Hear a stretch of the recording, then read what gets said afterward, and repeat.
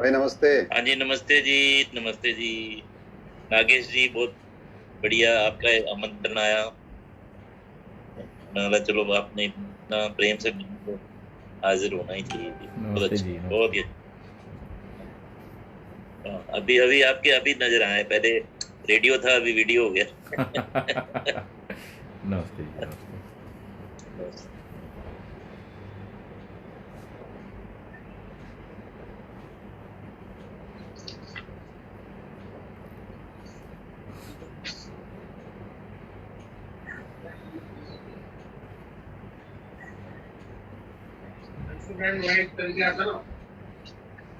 दिलीप भाई आ गया। Hello, light दे दी है।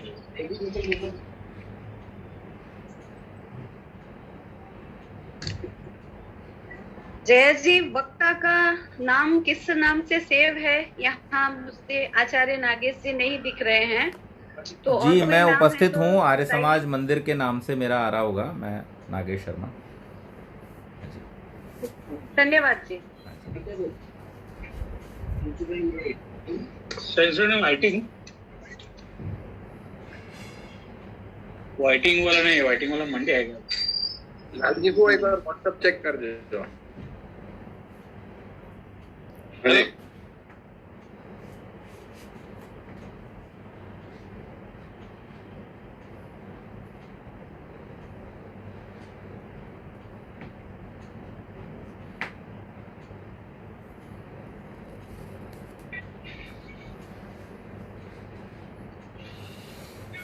कैसे करते हैं?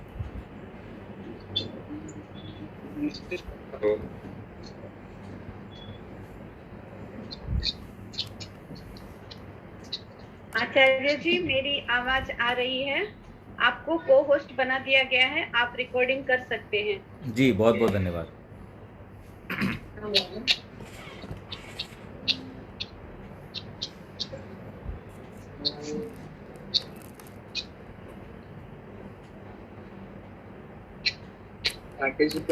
नमस्ते जी।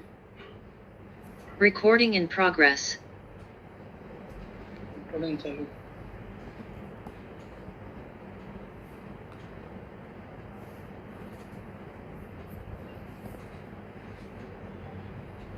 यहाँ उपस्थित सभी जनों का घाटकोपर आर्य समाज की ओर से मैं इस श्रावणी पर्व पर सभी का हार्दिक स्वागत करता हूँ। और समय चूंकि हो चुका है तो हम कार्यक्रम की शुरुआत करने जा रहे हैं। आचार्य जी नमस्ते, और यहाँ उपस्थित सभी का फिर से हार्दिक स्वागत है। कार्यक्रम की शुरुआत करते हुए हमारी एक नन्ही सी बेटी स्वीहा वेलानी एक भजन प्रस्तुत करेगी। उसके बाद नेहा बेन प्रस्तुत करेगी भजन, और बाद में हम आचार्य जी के द्वारा प्रस्तुति का लाभ लेंगे। तो यहाँ उपस्थित सभी का हार्दिक स्वागत है। और मैं स्वीहा के साथ जो कोई है उनको प्रार्थना करता हूँ कि भजन की प्रस्तुति शुरू करें। नमस्ते जी,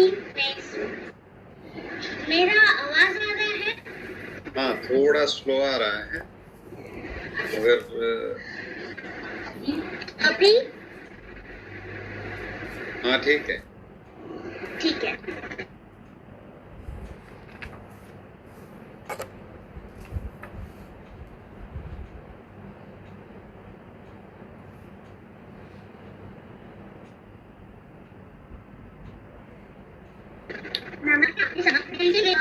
भगवन ओम नाम निकला, ओम नाम निकले, ओम नाम निकले भगवन, ओम नाम निकले, ओम नाम निकले भगवन, ओम नाम निकले, चलते फिरते सोते, ओम नाम निकले, चलते फिरते सोते, एक ओम नाम निकले, हृदय से मेरे भगवन, एक ओम नाम निकले,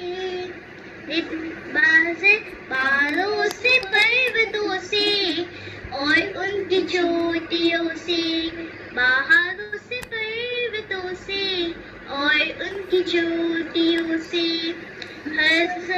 हजार जरिए में से ओम नाम निकले, हजार जरिए में से ओम नाम निकले,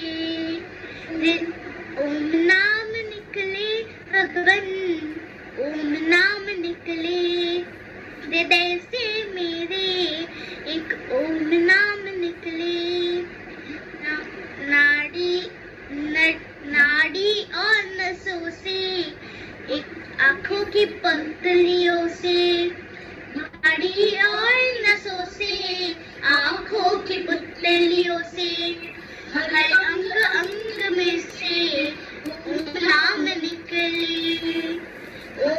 हर अंग अंग में से ओम नाम निकले, ओम नाम निकले भगवन, एक ओम नाम निकले ऐसे मेरे भगवन, एक ओम नाम निकले, मरते समय भी भगवन जब प्राण हो लबों पर, मरते समय भी भगवन जब प्राण हो लबों पर, आखिर समय भी भगवन मुख से ओम नाम निकले, आखिर समय भी मुख से ओम नाम निकले, ओम नाम निकले भगवन, ओम नाम निकले, ओम नाम निकले भगवन, ओम नाम निकले।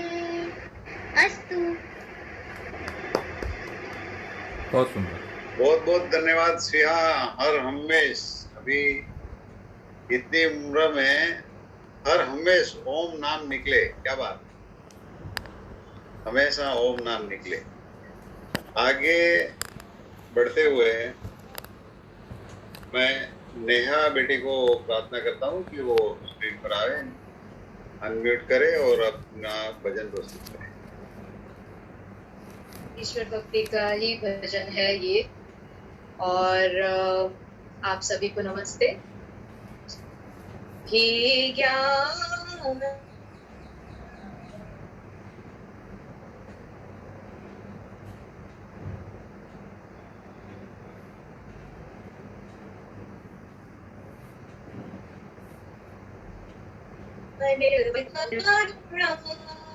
निधान दे दो, हे ज्ञान रूप भगवन, सुलझा सके हम अपने जीवन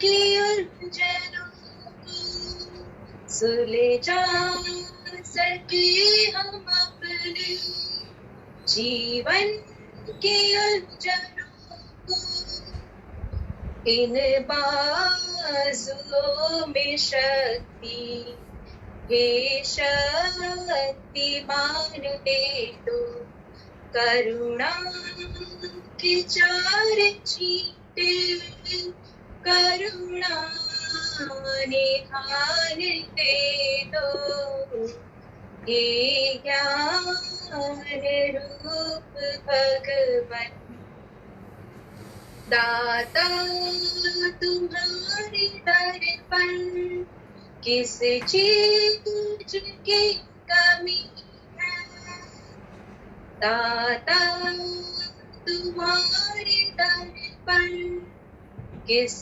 चीज की कमी है, चाहो तो निर्धनों को दौलत की खान दे दो, करुणा की चार चीटे, करुणा निधान दे दो, हे ज्ञान रूप भगवन, हमको भी ज्ञान दे दो, हे ईश तुम हो सबकी बिगड़ी बनाने वाले ईश तुम सबकी बिगड़ी बनाने वाले जीवन सफल बनेंगे थोड़ा सा ज्ञान दे दो करुणा के चार चीटे करुणा निधान दे दो हे ज्ञान रूप भगवन हमको भी ज्ञान दे दो करुणा के चार चीटे करुणा निधान दे दो हे ज्ञान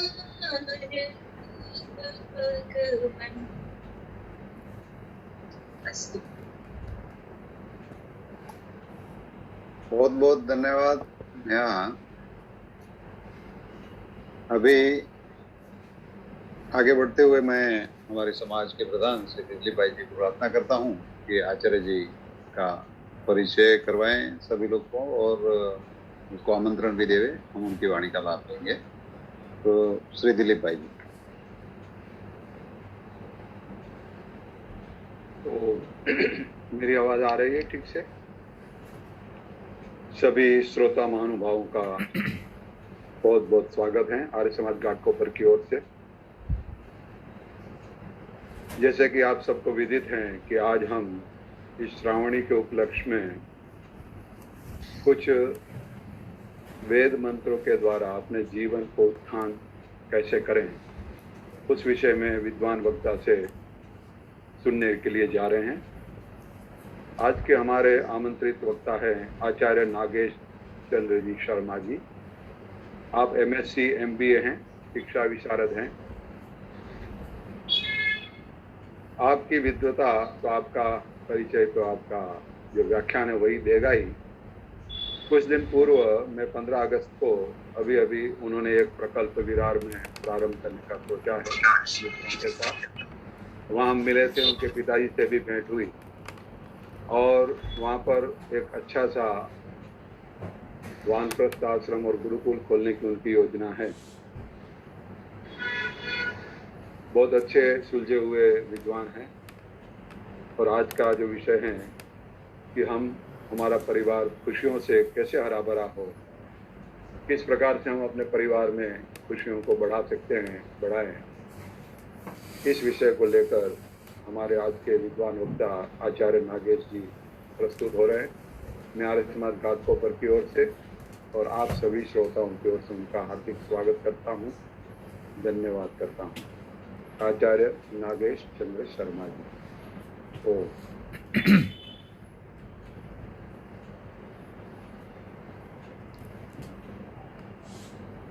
सभी को सादर नमस्ते। आइए एक बार गायत्री मंत्र का पाठ करते हुए मन वाणी को सावधान करेंगे और फिर जैसा कि आदेश हुआ है वेद मंत्रों के साथ आज के विषय को लेकर कुछ चर्चा करेंगे। ओम भूर्भुवः स्वः तत्सवितुर्वरेण्यं भर्गो देवस्य धीमहि धियो यो नः प्रचोदयात्।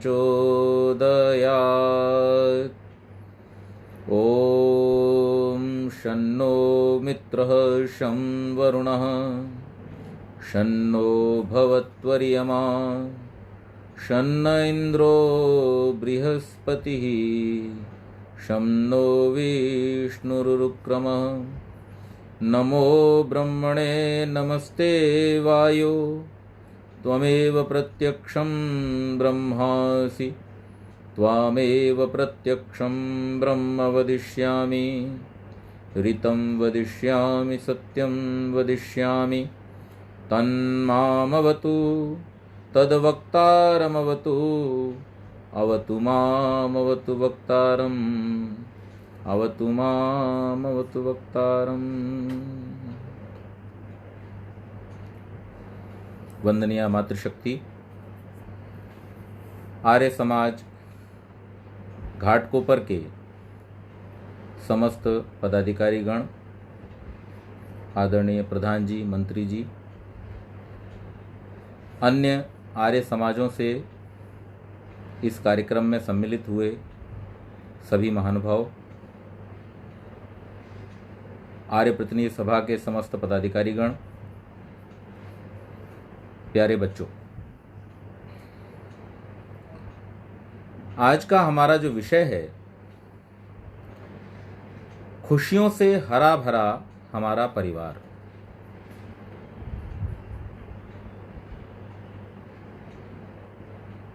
परिवार खुशियों से हरा भरा हो, ये कौन नहीं चाहता?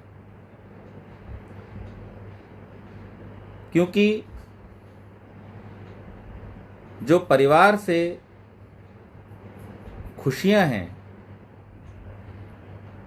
वो हमारी खुशियां हैं, और जो हमारी खुशियां हैं वो परिवार की खुशियां हैं। इसलिए केवल मात्र मनुष्य ही नहीं, संसार में जितने भी प्राणी हैं वो सभी अपने अपने परिवार के सुखों को बढ़ाने के लिए, उनकी रक्षा के लिए तत्पर दिखाई देते हैं। यहाँ तक कि मनुष्य को वेदों में भी उपदेश देने के लिए कुछ उदाहरण अन्य पशु पक्षियों के लिए जाते हैं, जिसमें ये उदाहरण देकर के बतलाया गया कि मनुष्य को आपस में किस प्रकार से प्रेम करना चाहिए। तो इस प्रकार से हम देखते हैं कि संसार में सब प्राणियों को ये इच्छा स्वाभाविक है कि वे अपने परिवार को खुशियों से हरा भरा देखना चाहते हैं। आइए इस विषय पर चर्चा करते हुए सबसे पहले हम ये जानने का प्रयास करते हैं, दोहराने का प्रयास करते हैं कि परिवार वास्तव में है क्या। क्योंकि भारतीय संस्कृति में, वैदिक संस्कृति में घर परिवार को बहुत अधिक महत्व दिया गया है, और ये महत्व इसलिए दिया गया है क्योंकि व्यक्ति का जो विकास होता है वो उसके परिवार के माध्यम से होता है। परिवार रूपी संस्था में ही उसको संस्कार मिलते हैं, और उन संस्कारों के माध्यम से वो समाज की और राष्ट्र की जो जिम्मेदारियां हैं उनको समझने में और निभाने में सक्षम हो पाता है। एक समय था, और आज भी कई जगह ऐसा देखने में आता है,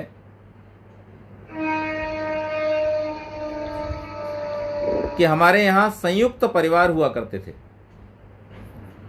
मेरा सभी से निवेदन है, कृपया अपने माइक्रोफोन म्यूट कर लेंगे। संयुक्त परिवार जब हमारे यहाँ हुआ करते थे तो संयुक्त परिवारों में बहुत सारे लोग, और उन बहुत सारे लोगों के साथ बड़े बड़े घर, परिवार के छोटे छोटे आयोजन भी ऐसा लगता था जैसे कोई बड़ा उत्सव हो रहा हो, और उन घरों की उसी प्रकार की साझी आवश्यकताएं। आजकल आमतौर पर एकल परिवार देखने में आते हैं। एकल परिवारों के अनुरूप उनके घरों का आकार, उनकी आवश्यकताएं भी कम है, लेकिन जो परिवार की एक मूल भावना है वो जैसी थी वैसी की वैसी है।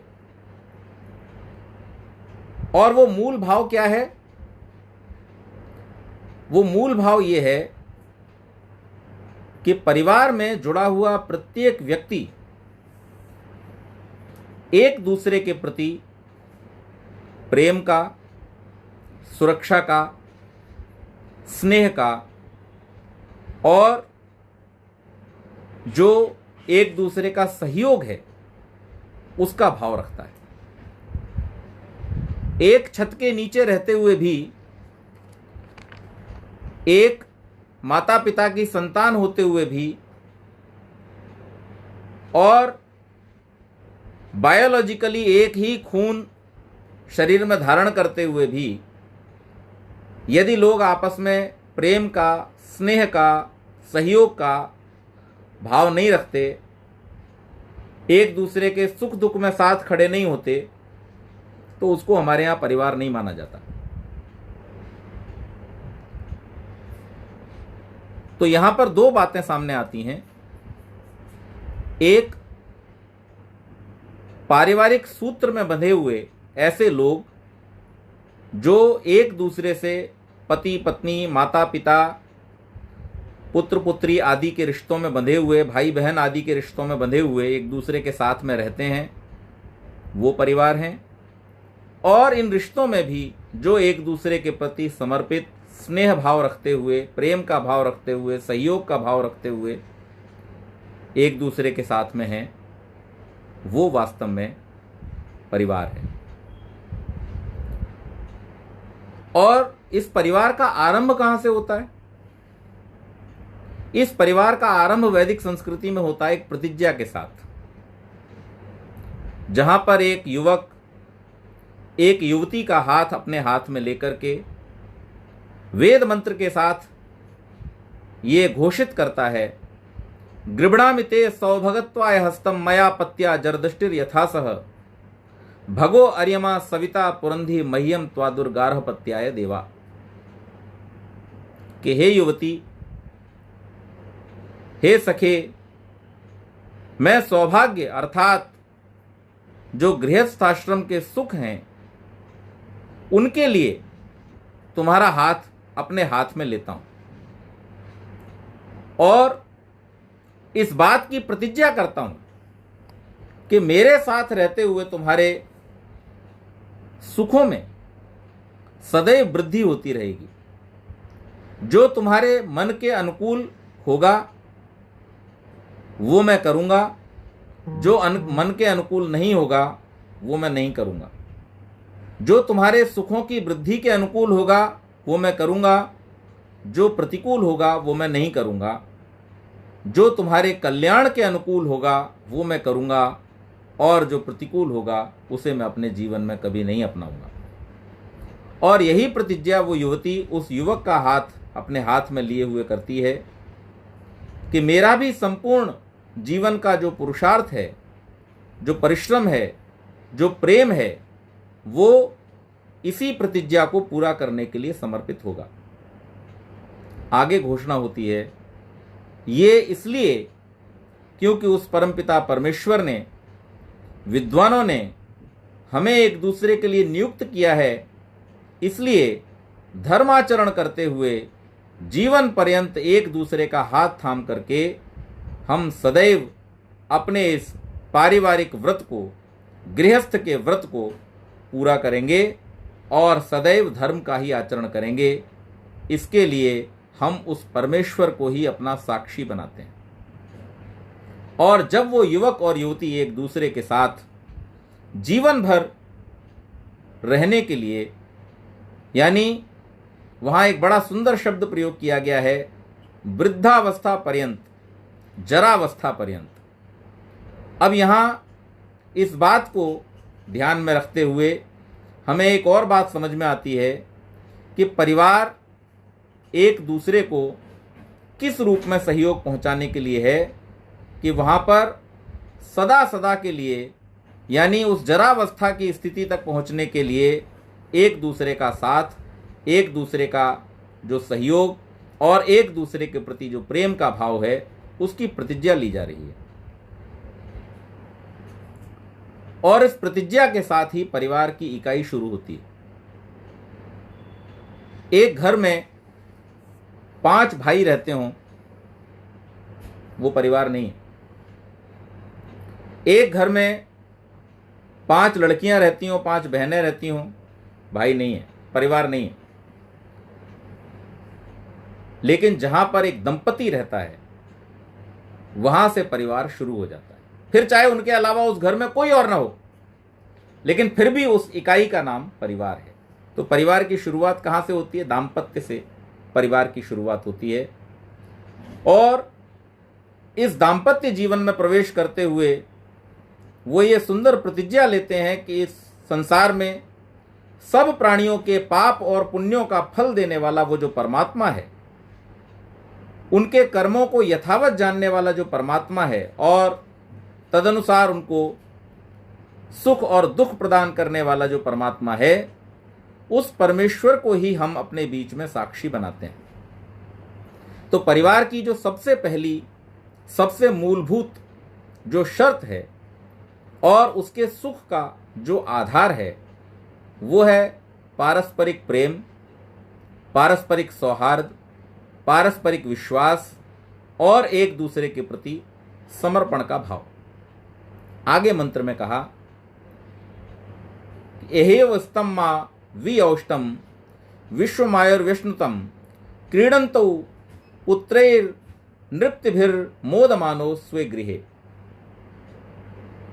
कि हम लोग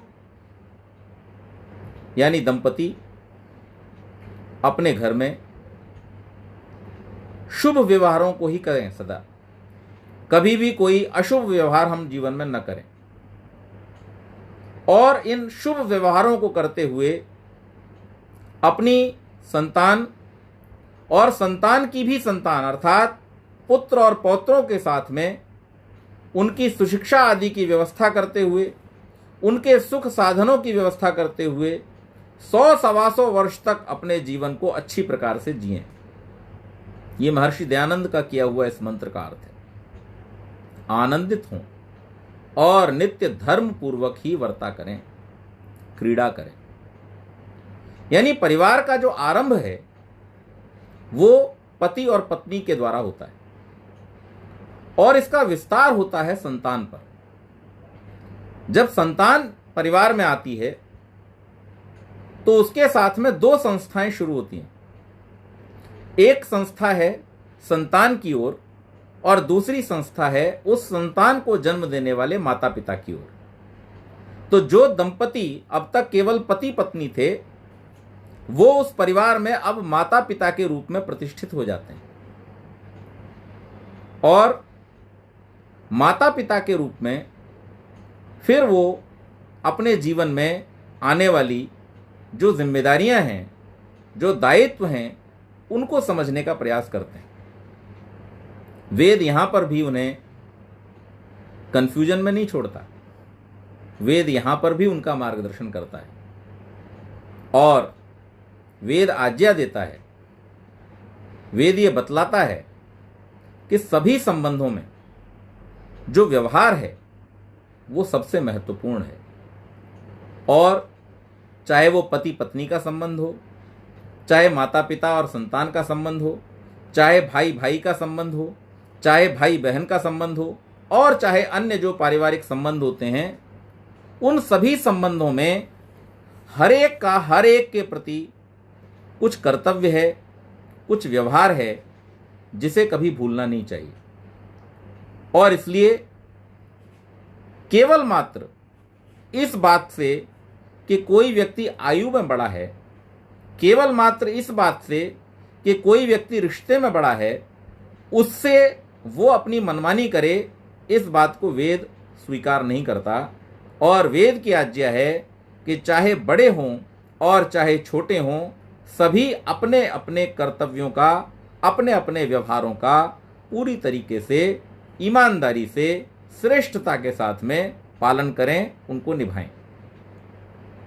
तो सबसे पहले माता पिता का, जिन्होंने अपने घर में संतान को जन्म दिया, आमंत्रित किया, क्या कर्तव्य है संतान के प्रति, इसका निर्देश करते हुए वेद बड़ी सुंदर बात बतलाता है। और हमारे परिवार को सुखी बनाने में इस वेद की आज्ञाओं का इतना बड़ा सहयोग है कि कोई व्यक्ति अगर अपने जीवन में इन बातों को अपना ले तो निश्चित मानिए हमारा जो हरा भरा परिवार है, हमारा जो सुखी परिवार है, वो और अधिक सुखी और समृद्ध हो सकता है। वेद की आज्ञा है कि माता पिता संतान के प्रति कैसा व्यवहार रखें, तो सबसे पहली बात कही कि माता पिता को संतान के प्रति अहिंसा का व्यवहार रखना चाहिए। अहिंसा का व्यवहार यानी माता पिता कभी भी संतान को न तो ऐसी ताड़ना करें कि जिससे उनकी हानि हो जाए, और ना ही वो ऐसे शब्दों का प्रयोग करें, ऐसी बातों को उनसे कहें कि जिससे उसको मानसिक आघात पहुंचे। इस बात का समर्थन महर्षि दयानंद सरस्वती ने भी किया है। जब वो शिक्षा विषय पर बात करते हैं और संतान के पालन पोषण की बात करते हैं, उस समय में उन्होंने बहुत स्पष्ट रूप से कहा है, जब वो ये कह रहे हैं कि माता पिता वही योग्य हैं, वही उत्तम हैं जो कि अपनी संतान की ताड़ना करते हैं, तो वहां पर उन्होंने इस बात को स्पष्ट करते हुए ये भी कह दिया कि ताड़ना कल्याण की दृष्टि से होनी चाहिए, ताड़ना कभी भी अकल्याण की दृष्टि से नहीं होनी चाहिए, प्रतिशोध की दृष्टि से नहीं होनी चाहिए, हानि करने की दृष्टि से नहीं होनी चाहिए। तो वेद की यह आज्ञा है कि माता पिता का व्यवहार सदैव अहिंसा युक्त होना चाहिए, और अहिंसा युक्त व्यवहार जब हम करेंगे तो ना ही हम अपने बच्चों से कभी कोई ऐसी बात कहेंगे जिससे वो डिप्रेशन का शिकार हों, और ना ही हम उनसे कोई ऐसी बात कहेंगे जिससे वो लाड़ प्यार में पड़ करके बिगड़ जाएं। यानी माता पिता को सबसे पहली चीज जो सीखनी है वो है टू कंट्रोल देयर इमोशंस, अपने व्यवहार को संयत करना, अपने जो इमोशंस हैं उनको कंट्रोल करना। बहुत अधिक क्रोध में आकर के बच्चों की हानि न कर बैठें, और बहुत अधिक लाड़ में आकर के बच्चों की हानि न कर बैठें।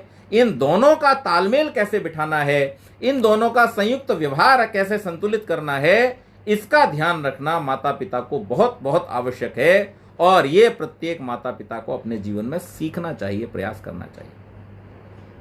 हम अपने बच्चों से कैसे बात करें, हम अपने बच्चों को पढ़ने के लिए कैसे प्रेरणा करें, हम अपने बच्चों को खेलने के लिए कैसे प्रेरणा करें, हम अपने बच्चों को दोषों से बचाने के लिए कैसे प्रेरणा करें, हम अपने बच्चों को अच्छे संस्कार देने के लिए कैसे प्रेरणा करें, हम अपने बच्चों को अच्छे प्रकल्पों के साथ जुड़ने के लिए कैसे प्रेरणा करें, यह सीखना आवश्यक है, यह समझना आवश्यक है, और इसकी जानकारी प्राप्त करना आवश्यक है यदि हम अच्छे माता पिता बनना चाहते हैं, अपने परिवार को सुखी करना चाहते हैं। दूसरी बात, माता पिता को संतान के प्रति सदैव मधुर भाषी होना चाहिए। और मधुर भाषा का अर्थ क्या है? वो भाषा जो कल्याणकारी हो, वो भाषा जो उन्हें सही रास्ता बताने वाली हो, वो भाषा जिसमें कोई भी मन को दुखाने वाली, डिप्रेस करने वाली बात का प्रयोग न किया जाए, वो भाषा जिसमें किसी भी अपमानजनक बात का प्रयोग न किया जाए, ऐसी भाषा का प्रयोग माता पिता को संतान के साथ में करना चाहिए। तीसरी महत्वपूर्ण बात वेद बतलाता है कि माता पिता को सुहस्ता होना चाहिए। सुहस्ता, हम सब वैदिक धर्मी लोग हैं, आर्य समाज और आर्य समाज की मान्यताओं से जुड़े हुए लोग हैं, और हम सबको ये पता है कि हाथ की शोभा, सुहस्ता हमारे हाथ कब होते हैं? हमारे हाथ सुहस्त तब बनते हैं जब हम इन हाथों से दान आदि श्रेष्ठ कर्म करते हैं, समाज और राष्ट्र के प्रति समर्पण की भावना से जब हम कर्मों को करते हैं, और जो हमारी जिम्मेदारी है, जो हमारी राष्ट्र के प्रति, समाज के प्रति जिम्मेदारी है, दायित्व है, उस दायित्व को ठीक प्रकार से निभाने के लिए जब हम एक उदाहरण प्रस्तुत करते हैं, तब हमारी संतान हमसे सीख करके उन कार्यों को अपने जीवन में धारण करने वाली बनती है। तो माता पिता सुहस्ता बने और शुभ कर्मों को अपने जीवन में करने वाले हों, दान आदि श्रेष्ठ कर्मों को अपने जीवन में करने वाले हों, यज्ञ आदि कर्मों को अपने जीवन में करने वाले हों, ऐसे माता पिता की संतान कर्मठ बनती है, ऐसे माता पिता की संतान उदार बनती है, ऐसे माता पिता की संतान योग्य बनती है, और सदा प्रशंसित कार्यों को करने वाले बने।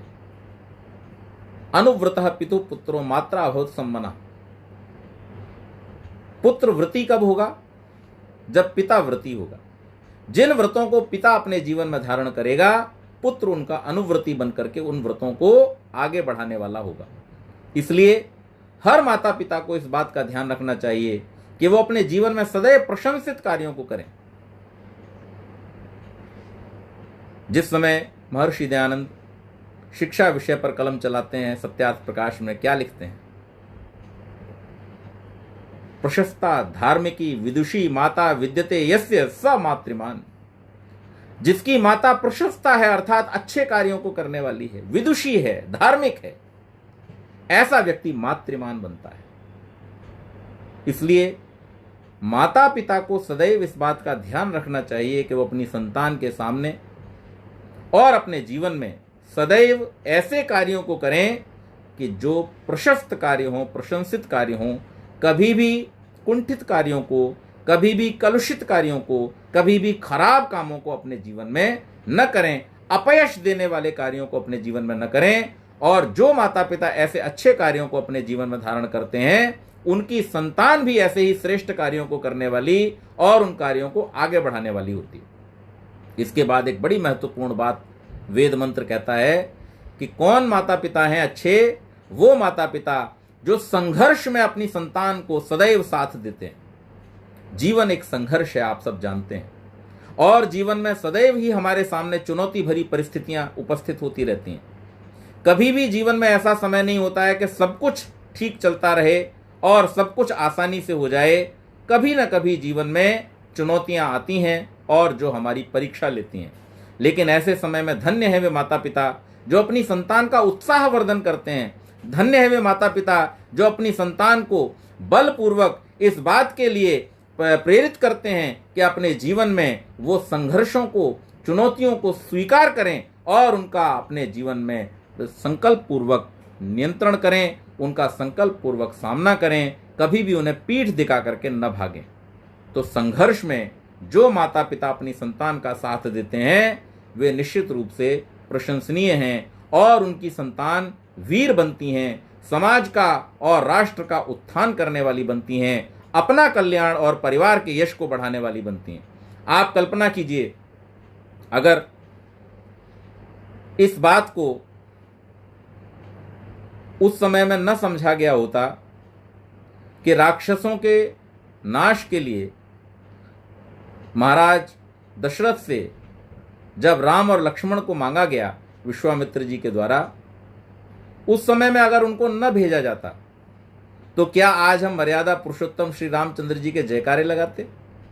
निश्चित रूप से हमें पता भी नहीं होता इतिहास में कितने ऐसे राजा और राजकुमार आए और चले गए, उनसे पहले और उनके बाद, जिनके नाम तक इतिहास में नहीं है।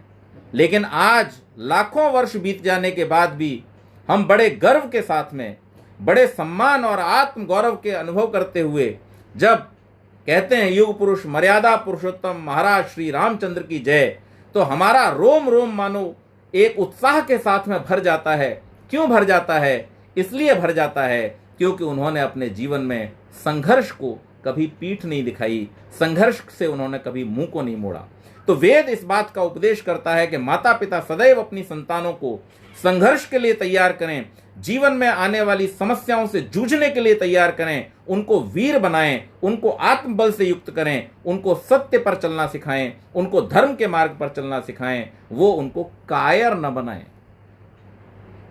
कायरों का इस समाज में, इस संस्कृति में, इस देश में और हमारे वेदों में कोई सम्मान नहीं है, किसी प्रकार का कोई स्थान नहीं है। इसलिए माता पिता के ये कर्तव्य परिवार को सुखी और समृद्ध बनाने के लिए वेद ने बताए कि यदि आप इस परिवार रूपी वाटिका को चाहते हैं कि हरी भरी हो, प्रफुल्लित हो, इसमें समृद्धि के फूल जहां एक तरफ खिल रहे हों, वहां पर इसमें वीरता के कांटे भी हों, रक्षा करने के लिए उन फूलों की आपके सारे फूल तोड़ लिए जाएंगे अगर आपकी बगिया में उनकी रक्षा करने वाले कांटे न हों। तो रक्षा करने के लिए वीरता के कांटे भी हों और सुंदरता और सुगंधी फैलाने के लिए ऐश्वर्य के फूल भी हों। ऐसी बगिया ही सुंदर हरी भरी बगिया कहलाती है। और उसके लिए वेद ने माता पिता को ये उपदेश किया है, आसुष्टुति नमसा वर्तयध्यई द्यावा वाजाय पृथ्वी अमृध्रे पिता माता मधुवचाह सुहस्ता भरे भरे नो यशसा विविष्ट्याम। और इसके बाद संतानों के भी कर्तव्य हैं जो इस बगिया को हरा भरा और सींचने वाला बनाते हैं। कैसी हों संतानें जिससे परिवार हमारा सुखी बने? सबसे पहले कहा कर्मठ हों, आलसी न हो। जिस परिवार में संतानें आलसी होती हैं उस परिवार की सुख समृद्धि धीरे धीरे समाप्त हो जाती है। पुरुषार्थी होना कर्मठ होना, ये हमारे जीवन को सुखों की ओर लेकर के जाता है, ये हमारे जीवन को समृद्धि की ओर लेकर के जाता है, ये हमारे जीवन को ऐश्वर्य की ओर लेकर के जाता है। वेद उपदेश करता है हमारी संतानें कैसी हों, संतानों का माता पिता के प्रति क्या कर्तव्य है, तो संतानें कैसी हों, कर्मठ बने, अपने माता पिता ने जो कार्य किए हैं उन कार्यों को आगे बढ़ाने वाली हो, उनको पीछे ले जाने वाली ना हो, पुरुषार्थी हो। और सुदंस सह, बड़ा सुंदर शब्द प्रयोग किया, क्या हो, आकर्षक हो। जिन माता पिता की संतानें आकर्षक होती हैं, आकर्षण किसमें है, शरीर का आकर्षण नहीं है, उसका प्रभाव तो बहुत थोड़े समय के लिए रहता है। जब बात आकर्षण की होती है तो आकर्षण होता है विद्वत्ता का, आकर्षण होता है चरित्र का, आकर्षण होता है गुणों का, आकर्षण होता है वीरता का, आकर्षण होता है पौरुष का, आकर्षण होता है कर्मठता का। और जिन माता पिता की संतानें ऐसे आकर्षण को अपने जीवन में धारण कर लेती हैं, उनका आकर्षण युगों युगों तक के लिए उनको अमर कर देता है, उनको प्रशंसित और उनको सदा सदा के लिए यश प्रदान करने वाला होता है। तो संतान का ये कर्तव्य है कि माता पिता के जो कार्य हैं उन कार्यों को पूरी कर्मठता के साथ में, पूरे पुरुषार्थ के साथ में अपने जीवन में जहां एक और धारण करें, वहीं पर अपना रहन सहन, अपना व्यक्तित्व, अपना कृतित्व इतना सुंदर रखें कि जिससे लोगों को सहज ही उसके प्रति आकर्षण उत्पन्न हो। और सबसे महत्वपूर्ण बात बतलाई कि माता पिता के प्रति संतान सदैव कृतज्ञ हो। कृतज्ञ होना, इस संसार में परमपिता परमेश्वर ने हमको सब कुछ दिया है, ये बात हमने सुनी है, इस बात को सब लोग सुनते हैं, लेकिन किसी ने उस परमात्मा को देखा नहीं है। इसलिए कई बार हमारे मन में ये भाव उत्पन्न हो जाता है जीवन में कि हम जो कुछ मेहनत कर रहे हैं उसी से हम सब कुछ प्राप्त कर रहे हैं, और इसको देने वाला वो है जो सामने हमको दे रहा है। तो परमात्मा ने इस संसार में एक ऐसी व्यवस्था बनाई है कि हर व्यक्ति जब जन्म लेता है तो बहुत छोटा होता है, बहुत असमर्थ होता है, और जिस समय वो बहुत छोटा और बहुत असमर्थ होता है उस समय में दो ऐसे लोग होते हैं जो उसका पालन पोषण करते हैं, उसको सब प्रकार की सुख सुविधाएं प्रदान करते हैं, और उसके जीवन के लिए जो कुछ आवश्यक है बिना मांगे ही अपनी बुद्धि से, अपने सामर्थ्य से उसके लिए उपलब्ध कराते हैं। और वो उसको इस व्यवस्था का ज्ञान कराते हैं कि यही वो व्यवस्था है जो परमात्मा ने इस संसार में प्राणियों के लिए की हुई है, कि जब प्राणी ये जानते भी नहीं है कि उनको क्या चाहिए, तब परमात्मा ने सारे सुख, सारे वैभव, सारे सुंदर पदार्थ इस सृष्टि में उनके कल्याण के लिए उपलब्ध कराए हुए हैं। अरे कम से कम तुम परमात्मा को नहीं देख सकते, इस संसार में अपने माता पिता को तो प्रत्यक्ष रूप में देख सकते हो। वेद का मंत्र उपदेश करता है, अरे तुम ईश्वर की कृतज्ञता बाद में कर लेना, लेकिन अगर वास्तव में तुम्हें कृतज्ञता सीखनी है तो जिन माता पिता ने तुम्हारे लिए सब कुछ उपलब्ध कराया है, कम से कम उनके प्रति आप अपने हृदय में कृतज्ञता का भाव रखो। अगर संतान अपने जीवन में सुखी होना चाहती है तो उसे माता पिता के प्रति कृतज्ञता का भाव अपने जीवन में रखना चाहिए, और जो संतान माता पिता के प्रति कृतज्ञ होती है वही वास्तव में परमेश्वर के प्रति भी अपने हृदय में कृतज्ञता को धारण कर सकती है। तो वेद का मंत्र हमको उपदेश कर रहा है कि परिवार की इस हरी भरी बगिया में तुम जिन जड़ों से सींचे गए हो, जिस तने ने तुमको संभाल रखा है, जिसकी शाखाओं पर तुम अपने जीवन के सब सुख और वैभव प्राप्त कर रहे हो, उस हरी भरी बगिया के आधार, उस जड़ और तने को कभी न भूल जाना, उनके प्रति सदैव अपनी कृतज्ञता बना करके रखना।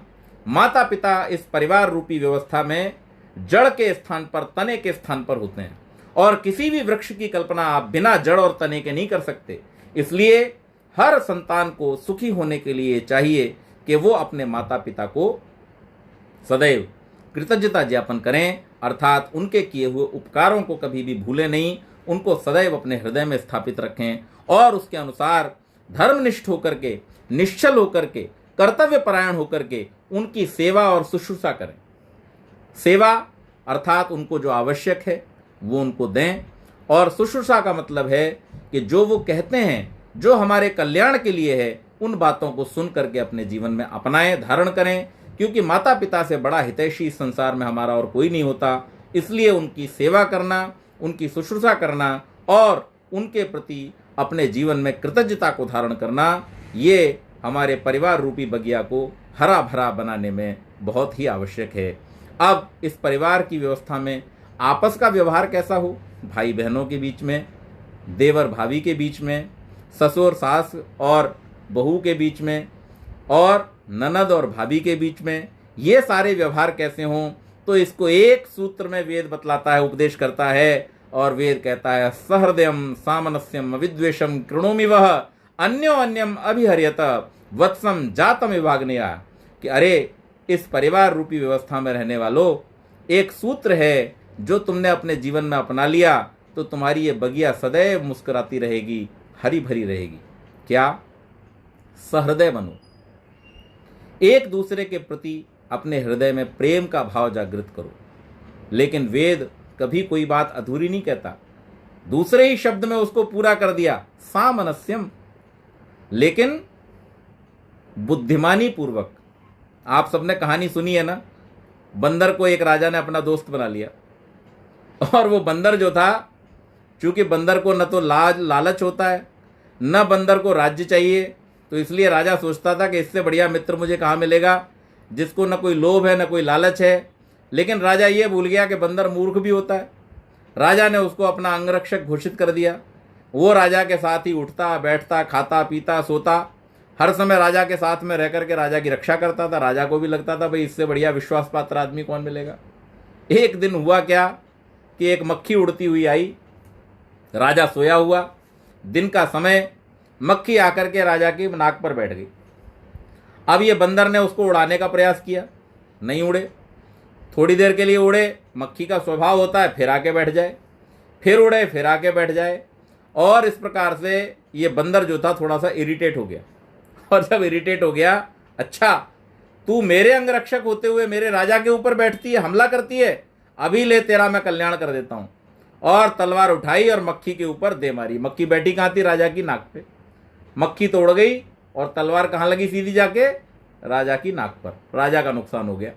कहने का मतलब ये कि सामनस्यम, सहृदय तो बनो, प्रेम तो करो, लेकिन उस प्रेम में कल्याण छुपा हुआ होना चाहिए, उसमें विद्वत्ता छुपी हुई होनी चाहिए, उसमें वैदुष्य छुपा हुआ होना चाहिए, उसके अंदर एक दूसरे के प्रति ऐसा भाव छुपा होना चाहिए कि जिससे हानि न हो जाए, कल्याण हो। प्रेम तो दुर्योधन को धृतराष्ट्र भी बहुत करता था, लेकिन धृतराष्ट्र के प्रेम में दुर्योधन के प्रति उसे ऐसा बना दिया कि जिससे वो बहुत बड़े कुमार के पथ पर चल पड़ा और उसने अपने पूरे वंश का नाश करा लिया। ऐसा प्रेम किसी काम का नहीं, जिस प्रेम में कल्याण न छुपा हो। तो वेद का मंत्र कहता है एक दूसरे को प्रेम करो, एक दूसरे के प्रति सहृदयता रखो, लेकिन साथ ही साथ में एक दूसरे के कल्याण का भी ध्यान रखो, और कभी किसी के साथ द्वेष न करो। परिवार के अंदर प्रतिस्पर्धा नहीं होनी चाहिए, परिवार के अंदर वैर भाव नहीं होना चाहिए। अगर किसी से गलती भी हुई है तो हमारा सबसे बड़ा जो हथियार है उस पर विजय प्राप्त करने का, वो क्या है? क्षमा। जब हम किसी को क्षमा कर देते हैं तो हम वैसे ही उससे बड़े बन जाते हैं। लेकिन जिन परिवारों में एक दूसरे से बदला लेने के लिए योजनाएं बनाई जाती हैं, जिन परिवारों में एक दूसरे को नीचा दिखाने की योजनाएं बनाई जाती हैं, जिन परिवारों में एक दूसरे से जीत जाने की योजनाएं बनाई जाती हैं, अरे परिवार तो वहीं शुरू होता है। मैंने इसीलिए इस परिवार की शुरुआत कहां से होती थी, वहां से बात को शुरू किया।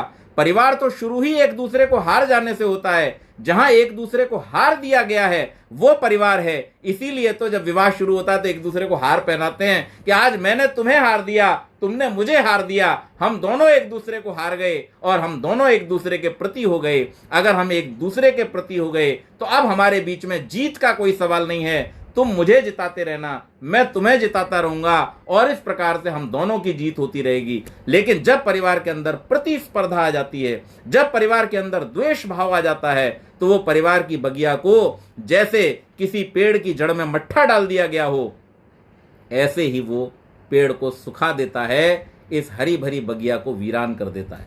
इसलिए मंत्र कहता है अविद्वेषम, कभी भी द्वेष मत आने देना, एक दूसरे के प्रति सदैव स्नेह का भाव रखना, और एक दूसरे के प्रति जो व्यवहार है वो कैसा रखना? वत्सम जातम विभागनया, कि जैसे गाय, मैंने शुरू में कहा था आपसे कि ऐसे भी मंत्र हैं जिनमें पशुओं के माध्यम से हमको शिक्षा दी गई है। जैसे तुरंत ब्याहे हुए बच्चे को गाय प्रेम करती है, उसके लिए वो बड़े से बड़े हिंसक पशु से भी लड़ जाती है, उसका भी सामना करने के लिए तैयार हो जाती है, ऐसे ही एक दूसरे के कल्याण के लिए, एक दूसरे की रक्षा के लिए, एक दूसरे के हितों को साधने के लिए सदैव समर्पित रहना, सदैव प्रेम करते रहना, सदैव द्वेष से बचे रहना, ये परिवार को हरा भरा बनाने में, परिवार की बगिया को खिला रखने में सहयोगी होता है। अब करें क्या?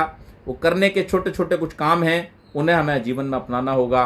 पहली बात तो ये कि हम सब जब चाहते हैं कि हमारा परिवार उन्नति करे, तो सबसे पहले हमें एक बात सीखनी होगी जो केवल मात्र हमारे वेदों की ही शिक्षा नहीं है। इस शिक्षा को इस देश से बाहर के लोगों ने भी अपनाया और एक कहावत हम सबके बीच में आई। वो कहावत क्या है? Family that praise together stage together. परिवार जो प्रार्थनाएं एक साथ करता है, जो परमेश्वर के सामने एक साथ होता है, वो सदा एक साथ ही रहता है। इसलिए हम आस्तिक बने, लेकिन आस्तिक बनने के साथ साथ हम उस परमात्मा के पास जब बैठें तो साथ मिलकर के बैठें, जब यज्ञ करें तो साथ साथ मिलकर के करें। एक दूसरे के कल्याण की भावना, एक दूसरे के कल्याण की प्रार्थनाएं जब हम करते हैं तो निश्चित रूप से पारस्परिक प्रेम तो बढ़ता ही बढ़ता है, लेकिन उसके साथ साथ हमारे जीवन की उन्नति के लिए जो आवश्यक है वो एक दूसरे का हित साधने में भी हम समर्थ हो सकते हैं। और इसके साथ परिवार में अनुशासन एक बहुत बड़ी चीज़ है। एक छोटी सी घटना मैं आपको सुनाना चाहता हूँ कि एक बार एक बहुत बड़े दार्शनिक, उनसे मिलने के लिए इनके दूसरे दार्शनिक मित्र आए। जब दोनों दार्शनिक मित्र बैठे बात कर रहे थे तो इन्होंने पूछा, मित्र तुम अपने गुरुकुल में बच्चों को कैसी शिक्षा देते हो? उन्होंने कहा, मैं अपने बच्चों को बढ़ने के लिए बहुत अनुशासन, जीवन में आगे बढ़ने के लिए किस प्रकार से हमें संघर्ष के लिए तैयार होना चाहिए और कैसी व्यवस्थाएं हमें जीवन में अपनानी चाहिए, इस बात को सिखाता हूँ। उन्होंने कहा, तुम सिखाते होगे, लेकिन मेरा मानना तो ये है कि बच्चों को जितना स्वतंत्र छोड़ दिया जाए उतना ही उनके लिए अच्छा होता है।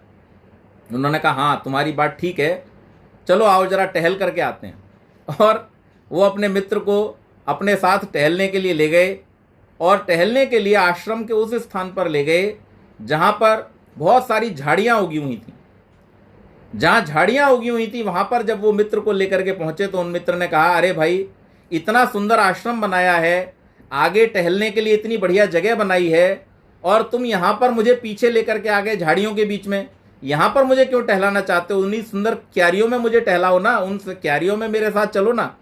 उन्होंने कहा, देखो मैं यहाँ पर तुम्हें इसलिए लेकर के आया हूँ क्योंकि तुम्हें इसी प्रकार की व्यवस्था पसंद है। ये वो हिस्सा है आश्रम का जिसको मैंने अनुशासन नहीं दिया, जिसको मैंने संवारा नहीं है। यहाँ पर सब पौधों को मैंने खुला छोड़ दिया है, जैसे चाहो बढ़ो, जैसी मर्जी वैसे उगो, जैसे मर्जी वैसे अपना विस्तार करो। जब मैंने इनको ऐसा छोड़ दिया तो इस तरह का मेरे को बाग बगीचा बनकर के तैयार हुआ। और जहां पर मैंने अनुशासन रखा है, जहां पर मैंने उनको नियंत्रित किया हुआ है, वहां पर वो बगीचा बना है जहां टहलने की तुम्हारी इच्छा है। कहने का अभिप्राय, परिवार के अंदर बच्चों के लिए नियम का होना, अनुशासन का होना, सीमाओं का होना बहुत आवश्यक है और इसका निर्धारण माता पिता को ही करना चाहिए। जो माता पिता अपने बच्चों के लिए इस तरीके की योजना बनाते हैं, जो अपने बच्चों के लिए अनुशासन, नियम और सीमाओं का ध्यान रखते हैं, निश्चित मानिए उनका वो बगीचा वैसा ही सुंदर बगीचा होता है जैसे माली क्यारियों को निराई करके, गुड़ाई करके जब ठीक प्रकार से छांट के रखता है तब सुंदर बगीचा बनता है। और इसी प्रकार से इस अनुशासन को परिवार में लाने के लिए दबाव नहीं होना चाहिए, कड़ाई नहीं होनी चाहिए। क्या होना चाहिए? एक सहजता का भाव, यानी हमारे अपने जीवन का व्यवहार ऐसा हो कि जिस व्यवहार के द्वारा हम अपने बच्चों के जीवन में अनुशासन को लेकर के आ सकें और उनके जीवन में सहजता से ही इसको बसा सकें। आचार्य श्रीराम शर्मा एक बहुत अच्छी बात कहा करते थे कि अच्छी शिक्षा वो नहीं है जो अपने शब्दों से दी जाए, अच्छी शिक्षा वो है जो अपने आचरण से दी जाए। तो हम प्रयास ये करें कि हमारा स्वयं का व्यवहार इतना ज़्यादा अनुशासित हो, इतना अच्छा हो कि जिससे हमारे बच्चे सहज रूप से ही उन बातों को सीख जाएं। और हमें ये चाहिए कि हम अधिकतम समय जो हमारे पास है और अन्य कार्यों से बचा हुआ है, उस कार्य को अपने परिवार के साथ में व्यतीत करने का प्रयास करें। बहुत सारे लोग समाज में ऐसे कार्यों में समय को व्यतीत करते हैं जिन कार्यों से न तो उनको सुख प्राप्त होता है, ना ही उनके जीवन की उन्नति में वो कार्य करते हैं, बल्कि उस कुसंगति के कारण से अनेक प्रकार की समस्याएं उनके जीवन में आ जाती हैं। वेद का उपदेश है कि व्यक्ति को चाहिए, जिस गृहस्थ रूपी संस्था में वो गया है, जिस गृहस्थ रूपी संस्था में जाकर के उसने अपने परिवार रूपी बगीचे को सजाया संवारा है, उस परिवार रूपी बगीचे के साथ में वो समय व्यतीत करे, अपने बच्चों के साथ में, अपने माता पिता के साथ में, पति पत्नी और पत्नी पति के साथ में, भाई बहनों के साथ में समय व्यतीत करें और उनके सुख दुख की बातों को सुनें। उनके जीवन में क्या चल रहा है उसको जानने का प्रयास करें, उसका डिस्कशन करें और उनके जीवन में जो उन्नति हुई है, उनके जीवन में जो अचीवमेंट्स हैं, उसके लिए उनको अप्रिशिएट करें। जब आप ऐसा व्यवहार करेंगे तो निश्चित रूप से आपको अपने परिवार रूपी इस बगीचे में सुंदर फूल खिलते हुए, प्रसन्नता के फूल खिलते हुए दिखाई देंगे। और इसके साथ साथ समस्याओं को, जैसा मैंने कहा, सुलझाने का प्रयास करें। उन पर विजय प्राप्त करने का प्रयास न करें, बल्कि उनमें विजयी होने का।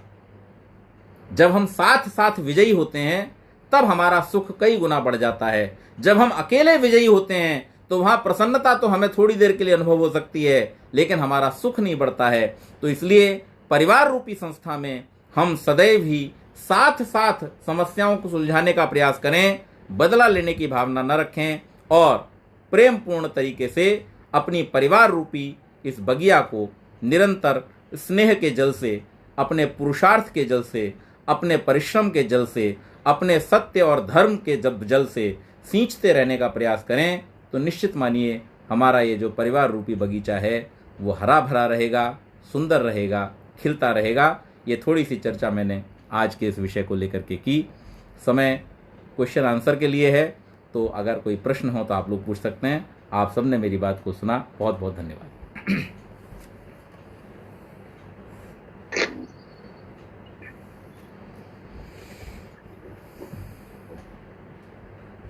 एक प्रश्न है। नमस्ते पंडित। नमस्ते भाई साहब। एक प्रश्न है जी। कि पहले कहते थे spare the rod spoil the child, मगर आजकल का जो माहौल है उसमें तो बच्चे को आंख दिखाना भी मुश्किल हो जाता है। तो आपने बीच में ताड़न के बारे में कहा था कि ताड़ना तो होनी चाहिए, परंतु आज के संदर्भ में उसको आप कैसे जस्टिफाई करेंगे? आज के जो रूल्स हैं गवर्नमेंट के भी और बच्चों के भी, जो उसमें आप कैसे उसको हैंडल करते? देखिए, यहाँ पर भी वही बात है, जो व्यवहार हम चाहते हैं। गवर्नमेंट कौन से रूल बनाती है? गवर्नमेंट वही रूल बनाती है जो हम चाहते हैं। हम अगर चाहते हैं, हम अगर इस बात को लेकर के रोज सड़कों पर प्रदर्शन करते हैं कि बच्चों को विद्यालयों में क्यों मारा जाए, बच्चों की क्यों पिटाई हो, बच्चों के ऊपर क्यों डांट डपट हो, तो फिर सरकार एक नियम बना देती है कि भाई इससे बचने के लिए ये करें कि हम लोग इन बच्चों को विद्यालय में किसी प्रकार की फिजिकल ताड़ना न दें। लेकिन वास्तव में जो महर्षि ने बात कही है वो बहुत उपयुक्त है। वेद भी उसी बात पर कहता है कि बच्चों के लिए जो ताड़ना है वो कैसी होनी चाहिए, उनके कल्याण के लिए जो आवश्यक है। कोई भी माता पिता, कोई भी आचार्य अपने बच्चे को कब ताड़ना देते हैं? जब वो सामान्य रूप से बात को नहीं, तो साम दाम के बाद में आता है दंड। तो सबसे पहले तो ज्ञानपूर्वक, प्रेम पूर्वक समझाया जाए, उसके बाद में उसको किसी तरीके से प्रलोभन दे करके या डरा करके समझाया जाए। लेकिन अगर दोनों ही तरीके से बात समझ में नहीं आ रही है तो तब तीसरा स्थान आता है दंड का। और वो दंड भी कैसा होना चाहिए, उसके लिए भी नियम है कि वो कल्याण की दृष्टि से हो, वो किसी को हानि पहुंचाने वाला न हो। तो ये व्यवस्थाओं में थोड़े से परिवर्तन आए हैं, लेकिन जो सही है वो तो सही है ही है। और दंड का विधान तो आवश्यक है, उसके बिना तो किसी भी प्रकार से सुधार होना संभव है नहीं। तो जो अपने आप सुधर सकते हैं वो ठीक है, लेकिन जो नहीं, तो वहां दंड की आवश्यकता है और वो दिया जाना चाहिए।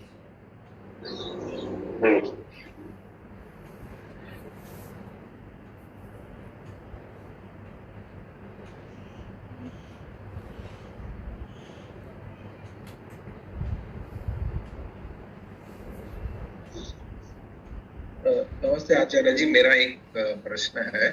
जी नमस्ते। दो प्रश्न है। तो पहला प्रश्न ये है कि हमें वेद ने और महर्षि आदि ने आदर्श व्यवस्था बताई है, चाहे वो ब्रह्मचर्य आश्रम की हो या गृहस्थ आश्रम की हो। तो क्योंकि गृहस्थ की बात चल रही थी और आपने संतान निर्माण की बात की, तो हमें पता है कि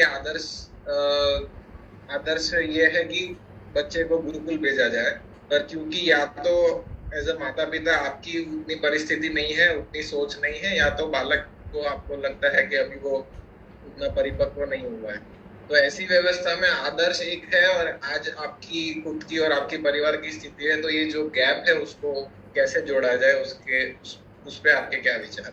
हाँ, देखिए इसमें दो चीज़ें हैं। एक तो गुरुकुल, तो जैसा आपने कहा आदर्श व्यवस्था है, तो अगर हम गुरुकुल में भेज सकते हैं तो वो तो बेस्ट ऑप्शन हो गया। लेकिन अगर कोई ऐसी परिस्थिति है जहाँ पर हम बच्चों को गुरुकुल नहीं भेज पा रहे हैं, तो वहाँ पर हमारी ये माता पिता के रूप में जिम्मेदारी है कि हम घर का ही वातावरण ऐसा बनाएं जिसमें यज्ञ आदि कार्यों को हम अपने जीवन में धारण करें। उसको तो करने में कोई आपत्ति वाली स्थिति नहीं होती। दूसरी बात एक और है कि समय समय पर विद्वानों के द्वारा, आचार्यों के द्वारा हम अपनी संतान को उपदेश दिलाएं। बहुत सारी चीज़ें ऐसी होती हैं जो माता पिता स्वयं अपने बच्चों को नहीं सिखा सकते। यहाँ तक कि मैं आचार्य के रूप में बहुत स्थानों पर बहुत सारी बातें कहता हूँ, लेकिन अपनी संतान के लिए मुझे भी आचार्यों को बुलाना पड़ता है और उनसे उपदेश कराना पड़ता है। तो ये हमें अपने जीवन में करना चाहिए कि हम अपनी संतानों को समय समय पर अच्छे विद्वानों के द्वारा, चरित्रवान लोगों के द्वारा, समाज के सफल व्यक्तियों के द्वारा उनको प्रेरित करने का प्रयास करें और ऐसा वातावरण हम घर में बनाएं। जैसा कि अभी मैंने वेद मंत्र की चर्चा की कि हमारे अपने कार्य ऐसे हों, सदैव प्रशंसित कार्य हों कि जिनसे बच्चे भी उनका अनुकरण करके प्रशंसनीय कार्यों को करने वाले बने। तो दोनों ही परिस्थितियों में हम कर सकते हैं। और मैं आपको एक और बात बताना चाहता हूँ, मैं तो अपने रूप में इसको अपना दुर्भाग्य कहूँ कि सौभाग्य कहूँ, मुझे सही शब्द समझ में इसके लिए नहीं आता, क्योंकि मेरी खुद की पढ़ाई जो है वो गुरुकुल में नहीं हो सकी। लेकिन सौभाग्य इस रूप में कि हमारे पिताजी ने घर का वातावरण ऐसा बना करके रखा था कि हमने घर में वो सारी चीज़ें सीखी जो बच्चे गुरुकुलों में भी नहीं सीख पाते। तो ये हमारे ऊपर है, माता पिता के रूप में हमको इस प्रकार का वातावरण अपने घर का तैयार करना चाहिए, अगर ऐसी परिस्थिति नहीं है कि हम बच्चों को गुरुकुल भेज सकें, ताकि वो उससे वंचित न रहें। जी। और दूसरा प्रश्न ये था कि मनुष्य जाति या आत्मा तो सभी एक समान होती है, पर मुझे जितनी समझ है और थोड़े बहुत अनुभव है उससे ऐसा देखा गया है कि क्योंकि परिवार की आदि बात चल रही है कि माताओं का या बहनों का एक सोचना अलग होता है, थोड़ा भावनात्मक दिखता है, और पुरुषों का थोड़ा तर्क वाला दिखता है। तो क्या वेद या कई मनुस्मृति आदि कहीं पे इस पे कहीं चर्चा आई है? क्या वेद का पक्ष ऐसा है कि देयर इज क्या बोलते हैं इनबिल्ट डिफरेंस है या नहीं है, और उससे क्या व्यवहार में कोई विशेष बातें करनी चाहिए? जी जी जी बिल्कुल, ऐसा निर्देश है, ऐसा विवरण है, स्पष्ट रूप से विवरण है। मैं आपको वो उन मंत्रों के संदर्भ भी भेज दूंगा, क्योंकि देखिए शारीरिक और आत्मिक जो संयोग है उसका नाम है शरीर, और जब शरीर आत्मा और पदार्थों के संयोग का नाम है तो भिन्न भिन्न संयोग के कारण से भिन्न भिन्न व्यवहार होंगे, ये निश्चित बात है। आंखें हमारे पास भी हैं, आंखें पशु पक्षियों के पास भी हैं, लेकिन हम जैसा देखते हैं वैसा वो नहीं देखते, जैसा वो देखते हैं वैसा हम नहीं देखते। ये क्यों है? क्योंकि पदार्थ अलग अलग हैं, और पदार्थों के अलग अलग होने के कारण से व्यवहार अलग अलग हो जाता है। तो साइंस का भी नियम है, मटेरियल साइंस का भी नियम है कि अलग अलग कॉम्बिनेशन में अलग अलग रिएक्शंस होते हैं। तो इसी प्रकार से आत्मा जैसे शरीर में जाता है वैसा वो होता है। तो भावना प्रधान शरीर में गया है तो वहां भावना प्रधान होगा व्यवहार, जहां तर्क प्रधान शरीर में गया है वहां तर्क प्रधान होगा व्यवहार। तो ऐसा तो स्पष्ट है, इसमें कोई दो राय नहीं है। जी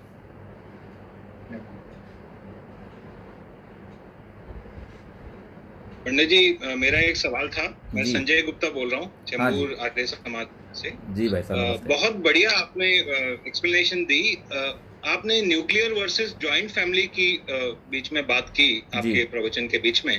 तो क्या आपको लगता है कि जो जॉइंट फैमिली सिस्टम था उसमें जो वैल्यूज बच्चों को मिलती थी जी। और आज जो न्यूक्लियर फैमिली सिस्टम शहरों में और सब दुनिया भर में चल पड़ा है, तो बच्चों की जो वैल्यू सिस्टम्स हैं वो उतनी स्ट्रांग नहीं है, प्लस उनके ऊपर जो ये इंटरनेट और वेब का जो पूरा एक्सपोजर है इंफॉर्मेशन का, उन्हें अपनी सही डिसीजंस और सही रास्ते ढूंढने में तकलीफ हो रही है। तो इसके ऊपर जरा थोड़ी सी रोशनी डालें। जी, निश्चित रूप से देखिए, संयुक्त परिवार में जहाँ पर 3 पीढ़ियाँ या कई बार 4 पीढ़ियाँ एक साथ रहती थीं, तो वहाँ माता पिता जितना अपने सामर्थ्य से कर पाते थे, अपने जो व्यावसायिक कार्य हैं उनको करते हुए और गृहस्थ के कार्यों को करते हुए, वो तो करते ही थे, लेकिन साथ ही साथ जो घर के बड़े होते थे, यानी दादा दादी हैं या नाना नानी हैं, उनके साथ में रहते हुए बच्चे अनायास ही उनके अनुभवों से बहुत सारी चीज़ों को सीख लिया करते थे।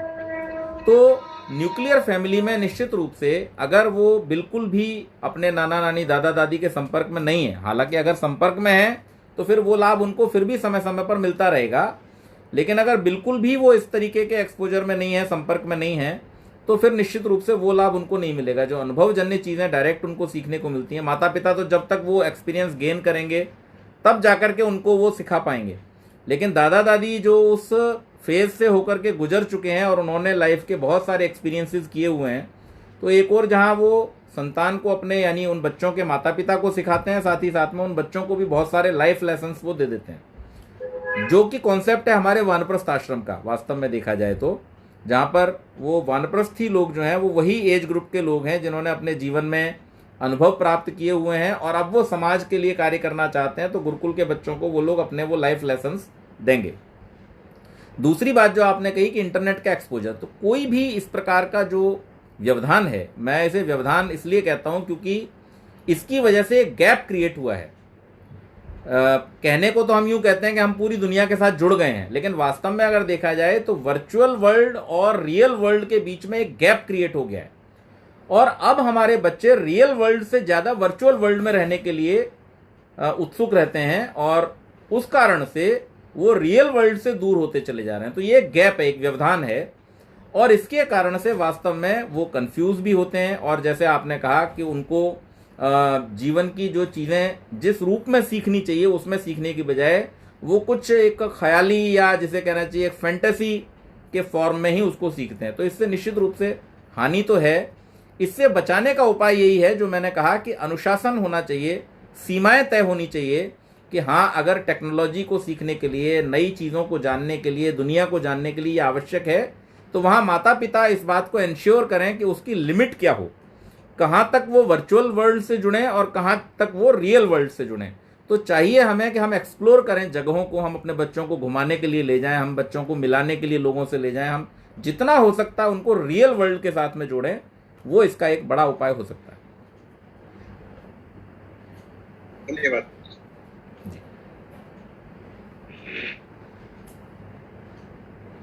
मित्रों, हम आज के कार्यक्रम को सफलतापूर्वक, चंड सफलतापूर्वक हम समापन की ओर ले चलते हैं। इस कार्यक्रम के समापन में मैं याद करूंगी स्वीहा बिटिया को। स्वीहा और नेहा, कितना मस्त प्रास बैठा हुआ है। हमारी बेटियां मस्त बच्ची हुई थी और नेहा बेन, और आगे चलते चलते हमारे माननीय युवा वक्ता जो गत वर्ष भी हमने श्रावणी पर्व में उनसे लाभ उठाया था। मित्रों, याद आते हैं स्वस्ति वाचन मंत्र जो है हमने, उसमें मैंने कुछ चिंतन मनन किया है और समझने का प्रयास किया है। तो उसमें विद्वानों को, हमारी जो विद्वान धरोहर है इस धरती पर, उसके लिए ईश्वर को प्रार्थना की गई है कि हम प्रार्थना करते हैं कि विद्वान हमारे लिए कल्याणकारी हो, विद्वान स्वस्थ हो, हम विद्वान की रक्षा करें। ऐसी कुछ बातें मैंने समझी है। तो आज जब हमारे मान्यवर गुरु जी आचार्य जी नागेश जी ने वेद का मंत्र लेकर जो उसको खोल खोल कर हमारे बीच हमारी ये जो परिवार की बगियां है वो कैसे महकती रहे, वो कितना बढ़िया समझाया। क्षमा तो चाहती हूँ कि मैं अभी कार में ट्रैवलिंग करते करते मैंने ये पूरा प्रवचन सुना है और समापन करने का जो अवसर आया तो मेरे लिए भी ये अविस्मरणीय प्रसंग रहेगा कि वेद के मंत्र को हमारे विद्वान ने, हमारी धरोहर ने कितना सुंदर तरीके से समझाया है। और इसके साथ साथ जो प्रश्नोत्तरी चली उसमें आचार्य जी आपने देखा कि हमारा युवा जो धन है पुलकित भाई, उन्होंने सवाल किया, मैं बहुत खुश हुई हूँ। जब पुलकित भाई जैसे युवा हमें प्रश्न करे, स्विहा जैसी बेटियां जब भजन प्रस्तुत करके कार्यक्रम का प्रारंभ करे, तो ये अच्छी बात है। ये हमारे लिए बहुत आशा की किरणें हैं और हमारे लिए एक संतुष्टि का, एक निश्चिंतता का भाव पैदा करती है। और आप भी युवा होकर, आप भी संतान के पिता होकर, आप भी अपना जो व्यवसाय या तो जो कहे प्रोफेशन है उसको अच्छे से निभाते निभाते सारे पहलुओं को आगे बढ़ाते हुए आप एक गुरुकुल का सपना लेकर चल पड़े हो। कितनी सुंदर बात है। हम विरार जाकर आए, हमने देखा वहां का पूरा दृश्य और बहुत सुंदर माहौल है। हम सभी ईश्वर से प्रार्थना करते हैं कि आप जो सपना एक युवा आप होकर सपना लेकर चले हो, उस सपना आपका बहुत साकार हो। हम भी इसमें हमारी ओर से यथाशक्ति प्रयास करेंगे। तो जो उपस्थित हमारे मेहमान है आप सभी, उन सबको मैं यही कहूंगी कि हम आज आचार्य जी को शुभकामना देंगे। जो आचार्य जी से बड़े हैं वो आशीर्वाद देंगे कि इस प्रोजेक्ट को अच्छे से आगे ले चल पाए। ये हमारी आज की मंगल कामना आपको हम प्रेषित कर रहे हैं। और बहुत आज का विषय अच्छे से चला और कल भी मिलने वाले हैं हम 9 बजे और 9 से 10:15 बजे तक हमारा कार्यक्रम चलेगा। तो विषय की मांग की गई है, तो उसमें मुझे ऐसा लगता है कि जीवन मूल्य और सफलता के साधन। आचार्य जी, हम इस विषय को आगे ले चलेंगे, ठीक है जी माता जी। तो आइए जी, धन्यवाद। तो आइए मित्रों, हम फिर मिलते हैं इसी उत्साह के साथ, इसी आनंद के साथ, ऊर्जा के साथ। हमारे आचार्य जी को के विचारों को, उनकी ज्ञान धाराओं को हम उसमें कुछ आस्वाद लेंगे। तो आइए, मैं आचार्य जी को निवेदन करती हूँ कि आप शांति पाठ करवाएं और हम कार्यक्रम का समापन करें जी। धन्यवाद। ओम द्यौः शान्तिरन्तरिक्षगं शान्तिः पृथिवी शान्तिरापः शान्तिरोषधयः शान्तिः वनस्पतयः शान्तिर्विश्वे देवाः शान्तिर्ब्रह्म शान्तिः सर्वं शान्तिः शान्तिरेव शान्तिः सा मा शान्तिरेधि। ओम शान्तिः शान्तिः शान्तिः।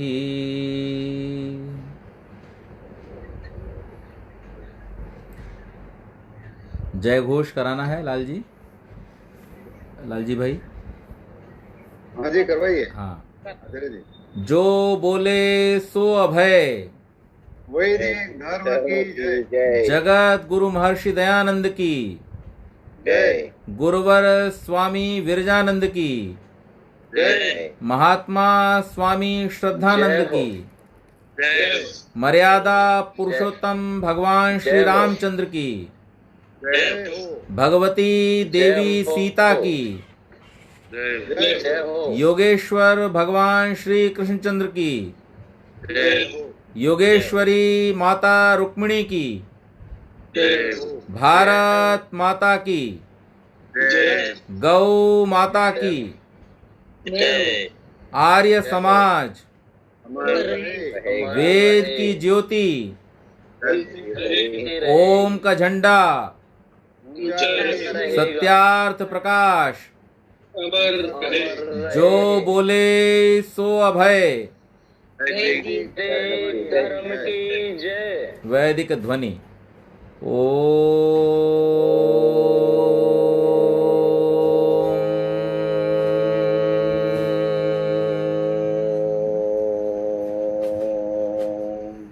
अभिवादन। सभी को सादर नमस्ते। जी। कल सायंकाल फिर आप सबसे मुलाकात होगी। सभी लोग अपना ध्यान रखें। नमस्ते। सभी लोग समय से जुड़ जाएंगे। सभी का धन्यवाद। बढ़िया।